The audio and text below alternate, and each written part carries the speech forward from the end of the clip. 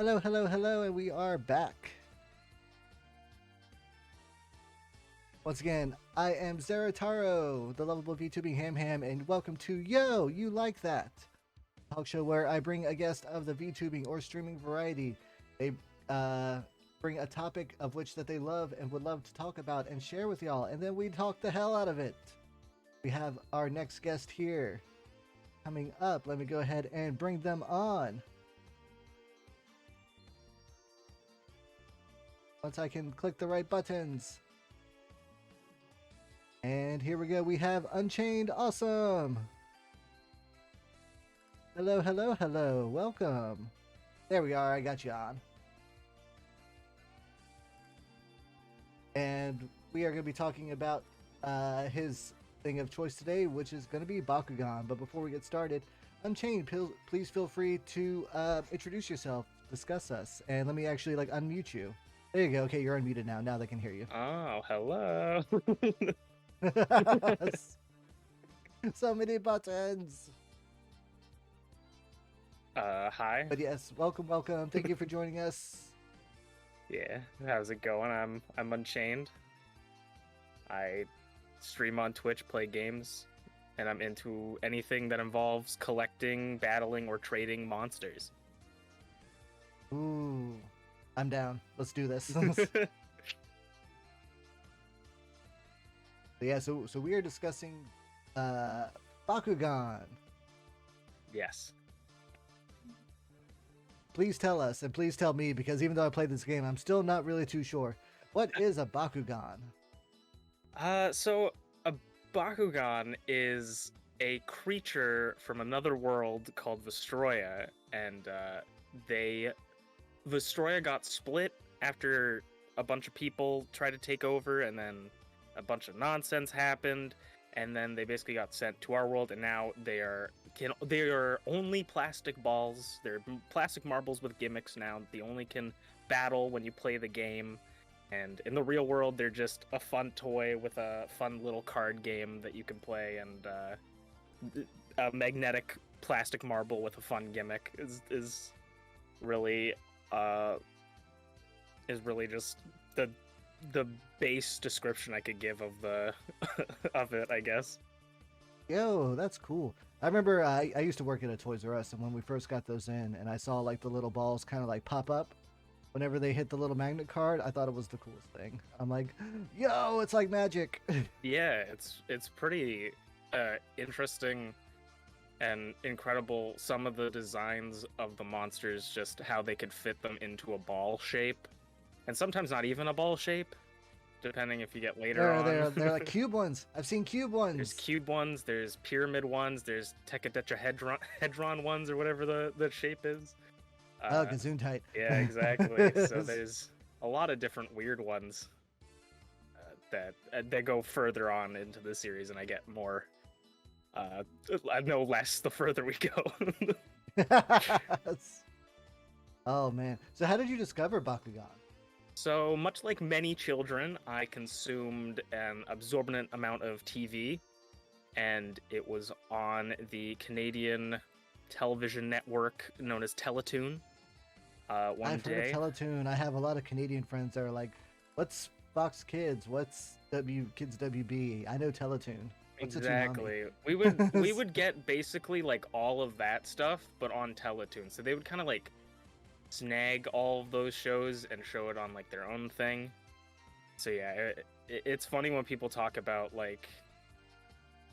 Kids WB, because I only hear that through maybe a commercial about it or something, but I never had access to it.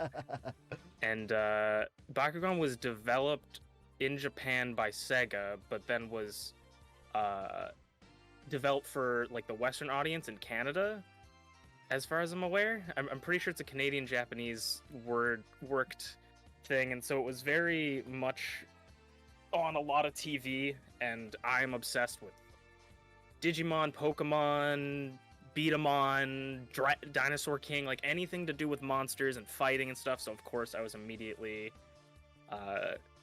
enthralled by it, and the show's pretty good, so it works out that it also I was gonna say that this video game definitely felt like it took a lot of inspiration from the show, including just having the cutscenes just like kind of like straight taken out of it. Yes, yes. I think this game is actually because they had another couple games, but this game actually had all the voice actors from the show in it, and I don't think any of the other games have them.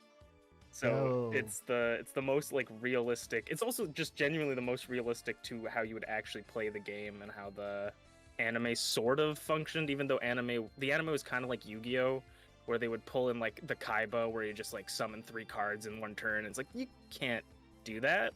What? And then so like they would do that. I rolled 3 marbles in one turn. What? No, it's one at a time. Exactly. Too bad. There was one character that had a card that just made him insta win, and he used it twice and then used a card to get it back, but then didn't use it the third time to win the game.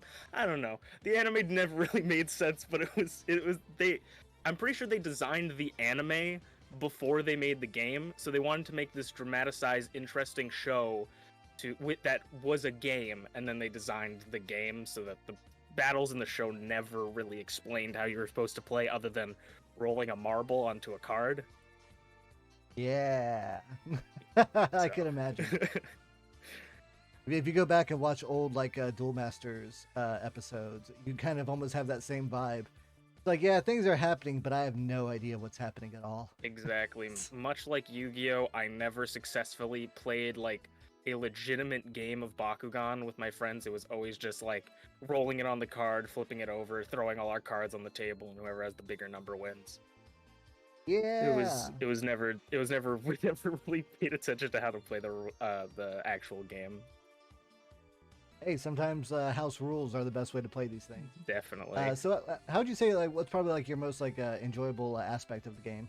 I think for me, it's most enjoyable just like rolling the Bakugan because it's probably the most unique aspect to any sort of game, like a card game or tabletop, is it has like a skill check for you. So if you can't roll the Bakugan onto the card, you will lose the game. It doesn't matter how good you built your deck. It doesn't matter how, if you just can't get it on a card, it's gonna lose. And you gotta get that down first. And there's different Bakugan with different weights, and some of them roll better sideways, and like you could figure out which ones work for you and figure out how to like roll, and maybe one Bakugan's bigger and it blocks the card so you stop people from getting on it. And it's just that's the kind of most interesting part of it, is like curling. Kind of. Yeah. It's that's what I find the most interest about it, other than just the designs of the Bakugan in general. The toys are really cool. Did you have the little launcher, the little hand launcher that they sold? I did. Almost all of the launchers never really worked. Oh no, it was a scam. I mean, it was a trap the whole time. They shot the balls, but like there was never really a reason to use them in mine other than just looking cool, because you could never really shoot it off your arm like they do in the show. You'd put it on the table and shoot it, and then like it's just if it spun and hit the magnet in the right way, then it works, but if it doesn't, it's kind of, yeah, you're out of luck.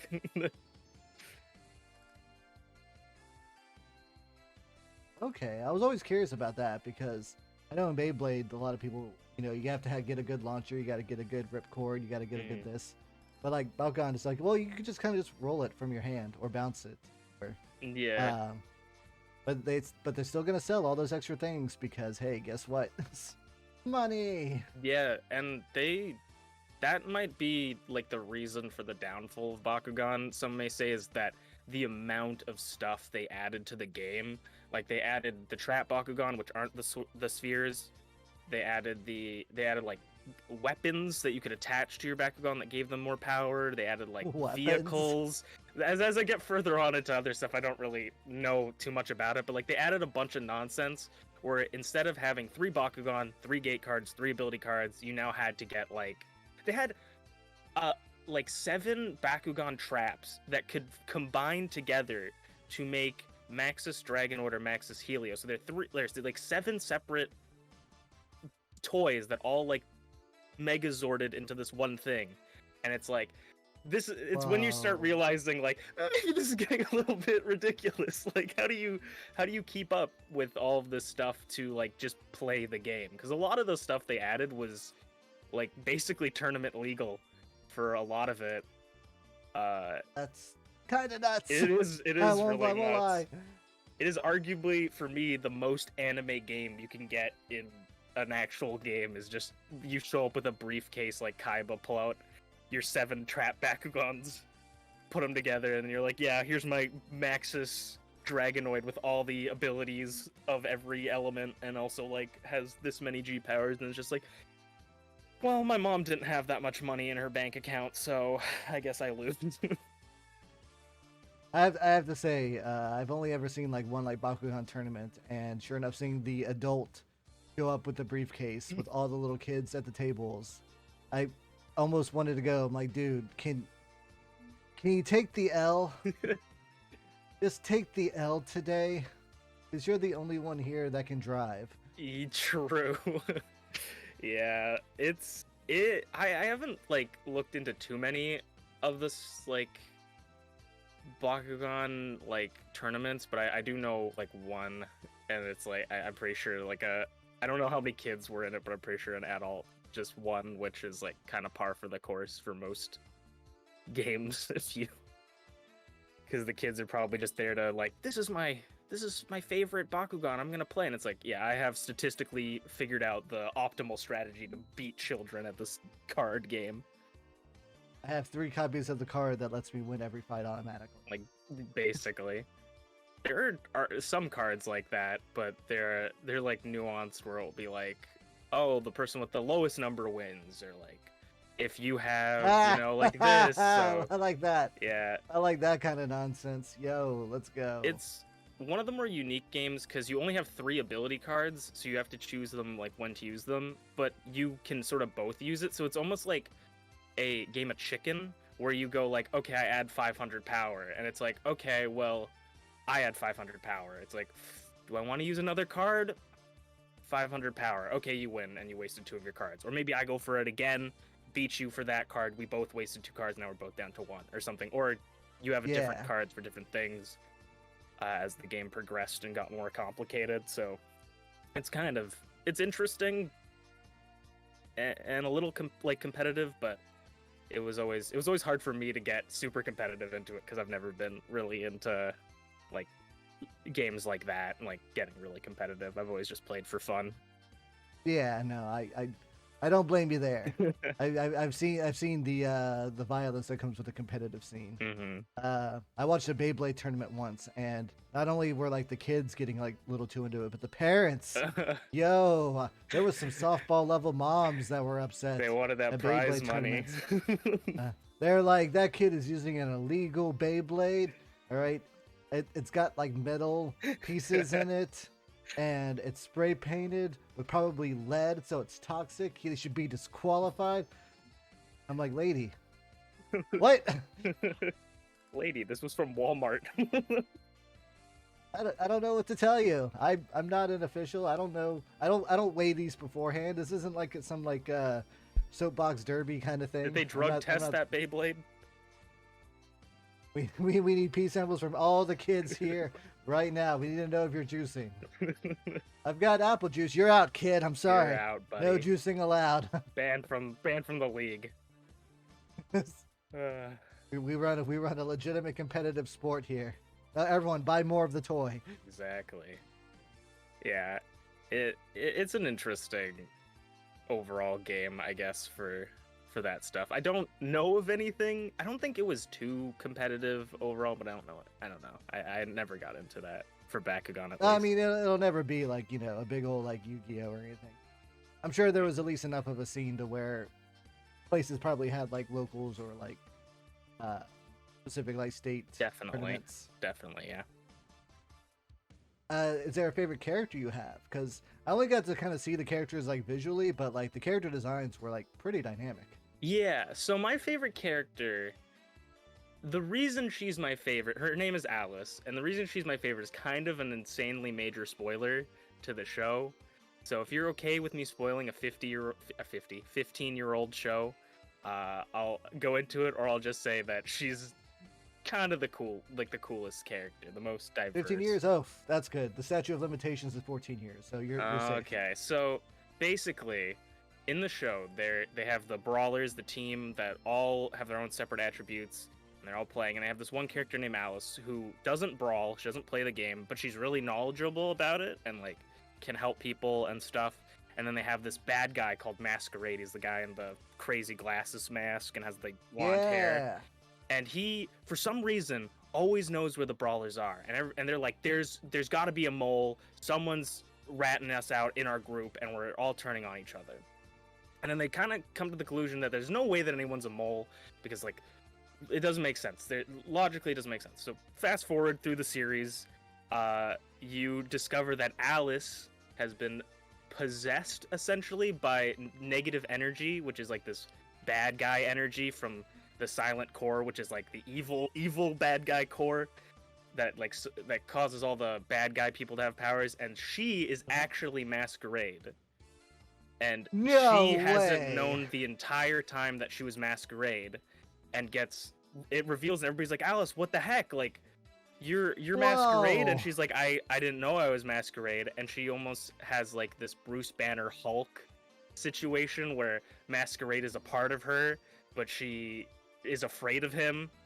And it's a really interesting and dynamic like situation where she almost doesn't trust herself and like has to go and like she's like, they're like, we forgive you, like we understand that you were controlled. And she's like, no, I can't trust myself, I'm Masquerade, I have to leave, and like has to try and like, you know, internal struggles and stuff. So it's like one of the craziest twists in my childhood life. That oh my god, I love that so much. I don't even know that much about it other than like what I've seen for this game. And like, you know, just the little like animation at the beginning, but like having like the rival character be one of the team like secretly. Oh my god, that is such a wild twist. It was crazy. And I rewatched the whole series first season recently, and I was like, it was kind of obvious. But as a kid, I was not, because every character had their own element except Darkest, which is the dark type attribute, and Masquerade used Darkest. The only one that the brawlers didn't have. Alice was the only one who didn't brawl and didn't have a specific element. You know, kinda, and there's like points where it's like, where's Alice? Like they'll just say like, where's Alice? And Alice isn't there for some reason, and then Masquerade shows up. But like as a kid, you never think about it until it like actually gets revealed. You never realize, like, you always just think Alice is weird. The girl that runs the card shop? Yes. She is. Oh, okay. So like, I don't know if it was the opening theme for the show or the opening theme for this, but it showed like Masquerade like carrying her away like he was. Mm-hmm. Yeah, I was so laughing. That just is like another level. Because when I played this game, I'm like, spoilers. that's not, you can't have that. That's spoilers. Oh man. So it's one of the. That's heavy. It's crazy. That's a heavy theme for a kids show. Holy it is crap. Crazy, and it's really cool. I think my favorite part of the series is really late in it, but basically Alice kind of accepts what she did, that because she did horrible things. She basically killed Bakugan like as the villain, because she sends them to this place called the Doom Dimension, which is basically like hell for Bakugan. Yeah. And so she's like, I literally like have killed people. I've separated best friends from each other and ruined people's lives. Did a lot of bad things as Masquerade. Exactly. Not sugarcoat this. And so she kind of like comes to term with Masquerade, and there's this part where like Dan is the main character. Dan is in a lot of trouble, and he's like, I can't like fight these people. I need help. And then Masquerade shows up, and he like helps him out, and it's like the first time they kind of work together, and it's like, oh my, like it's mind blowing. And then like, Alice is like, oh, will I ever see you again? He's like, I'm always with you. But she kind of she's no longer Masquerade anymore, but like his power is kind of with her. It's like it's kind of badass for a kid's show where you have these two like people who have been fighting each other for 50 episodes finally like team up against these bad guys. It's like it blew my kid brain when I saw it. I was like, this is peak fiction. Never has the trope been like perfected as much as in this Bakugan anime. Exactly. That's what I wanted to. This is why I do this talk show, so I can hear this kind of stuff. Never have I felt more from plastic marbles. Holy crap. It's man, great. Now I am pumped. I am pumped for this thing that I have I just knew like nothing about pretty much. It's dope. I think the first series anime is kind of corny. It's almost like corny like Power Well, Rangers. it's got that for kids vibe, you know, where Definitely. it's But like it's got a lot of puns, it's got a lot of cringe, yeah. but the plot's still there. No, definitely. I was like, it's probably one of the shows from my childhood that I think still kind of stands pretty good. Like for what it was still pretty engaging and fun. Almost to like a Digimon level of storytelling, Yeah, but not quite. Digimon also has a lot of the cringe puns. You Yeah, don't think about it, but you go back and you watch like classic Digimon, you're like, oh man, my shoulders hurt all of a sudden. exactly. It's perfect. And that, oof. Now, if I recall, it's kind of had a resurgence recently. Yes. Would you recommend people watch like the new anime? Have you checked it out? I haven't watched the new anime, but people have told me it's on Netflix, and people have told me it's good if you watch it at 1.5 speed. Okay. And No, that's a legitimate thing. and so I'm like I don't know, it like the visually it looks good, and the game has never been more like cool. Like the actual physical game is pretty cool now for the reboot because it's like a 40 deck card game now. Whoa, wait, what? Yeah. That's a new change. Yeah, so they like made an actual card game. It involves you both rolling the Bakugan onto like, instead of gate cards, they have these cores that power up your Bakugan and do stuff, and then you have cards that like let you re-roll or like add damage. You have to pay energy. It's like it's a complete reboot of the original series. The only thing that's the same is that you're rolling marbles onto magnets. It's really the only thing. We've kept the cool part, but we've added more cards. Holy crap! Yeah. Is there a game based off this new? I need this Bakugan. There is, but it's not actually playing the game. It's like yeah, darn it. it's not the greatest. It's like probably fine. I haven't played it. I might play it, but as far as I'm aware, a lot of people don't Bakugan really like it. Champions. Yeah. Okay, but you're saying it's not the game, so It's not Champions Vistoria. Yeah, it's not actually like playing the physical game. It's like you pick your Bakugan and run around. It's an action role play RPG Mm-hmm. with original story. Okay. Well, maybe they'll come up with something. Shadowverse got a Switch game.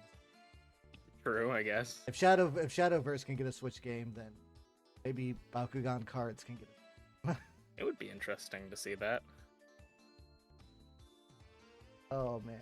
Oh, I got a little too excited from the plot twist there. I love story beats like that so It's much. hype, You have no bro. idea. It's hype. Yeah, exactly. It's hype. Like you said, peak fiction. Let's take some questions from the audience. Audience, if y'all have any questions for Unchained, or if you have just any questions about Bakugan in general, please let us know in the chat. Yes, please. So is your favorite color darkness? I flip flop a lot. You don't have to keep one, but like usually people keep one like type. You could mix. I usually mixed. I like all of the different ones because I have different favorites. Actually, wait, yeah, there's no reason why you should. Like, you Yeah. wouldn't want to change types because the different cards give different bonuses to different. Yeah, so I like Harpus is one of my favorites. She's a harpy and she's like Ventus. I think that's pretty cool. And then like Darkus is always cool. I always was into sort of like water bending and like water type Pokemon. So like Aquas is pretty cool. So I'm just like I'm all around. I like a lot of them. I think Chaos, which is light. Chaos is the coolest sounding word for a type. I feel like it's chaos without the C. That's what I picked for this game. I was like, oh, I've got the light type. That means I'm a cool guy, right? Exactly. Exactly. Actually, if you want a little tidbit, I'm pretty sure. So Leonidas in this game is he recently just got an actual toy. He was never a toy before, and he recently got it like last year. But I think canonically he is supposed to be Chaos in like the canon of Bakugan. So like you technically picked canon. I'm pretty sure. My intuition paid off. Exactly. Let's see. Who's your favorite of a Bakugan character? I guess Harpus again because she's a harpy, or Hydronoid, which is Masquerade / Alice's evil guy. Gotcha. I was gonna say that like a Gyarados, but no, it's actually like a big dark dragon. It's he starts as like a one-headed sort of dragon, but no wings, like a snake with 4 legs basically, and then he grows 2 heads with a giant saw in the middle. A giant saw. Yeah, like you know those hand saws for wood? He basically has that in the middle, and then he goes into Alpha Hydronoid, which he has 3 heads and a crazier saw, and he has like 6 wings or something like that, and he has these detachable, or not detachable, like grappling hooks, and basically his main move is he like grapples people and then just pulls them into his chest while the saw's running, and it's kind of badass as hell. It's kind of rad. Yo, that's quite the evolution. That sounds like dangerous, awesome, cool. Yeah. What? Sounds like kids. What is this doing in a kid's show? Sounds like kids probably shouldn't be near that. Kara says that there's still the Preya stance. Preus is You dope. approve of Preya stance? Okay. Preus is dope, yeah. He's the one of the Bakugan that can change his type. So he could be like any type basically. So he's pretty diverse and interesting. And Marucho is kind of his partner. He's kind of the boss. He's kind of a boss. He's kind of awesome. Yeah. Oh, and we have the favorite dinosaur question again. Go. Favorite dinosaur? Ankylosaur, I think. Oh, I love Ankylosaur. I like Stegosaurus, so they're kind of like cousins. Yeah, exactly. Yeah. Oh man, well, Unchained, it has been a lot of fun talking about this toy with you. I would love to have you on again, talk about like other ones. Hey, Yeah. you know about like the Bomberman beat 'em on? Bomberman Beatamon. I know about Beatamon. I don't know if I know specifically. It had a that one. Bomberman version in Japan, and it even got its own anime.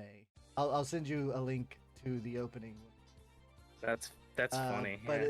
it's just like a crazy like bit of info that just lives in my mind palace. It's like Bomberman had it. That's pretty fun. Oh man.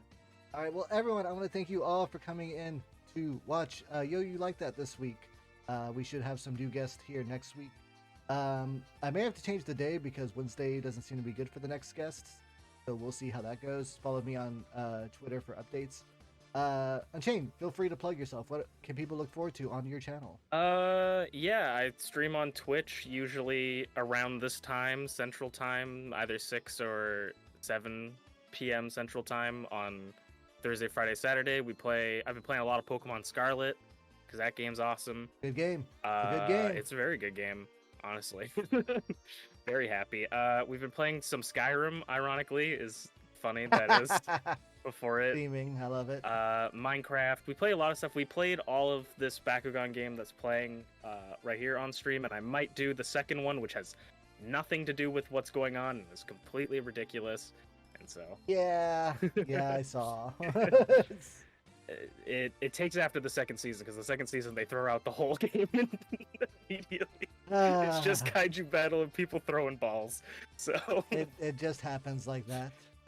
So yeah, we do a lot of stuff like that, and I have a YouTube channel under the same name. You can find most of my stream VODs there, or series exclusive, like Digimon Survive is what I'm playing on YouTube. Oh, I can't. Someone ordered me for Christmas.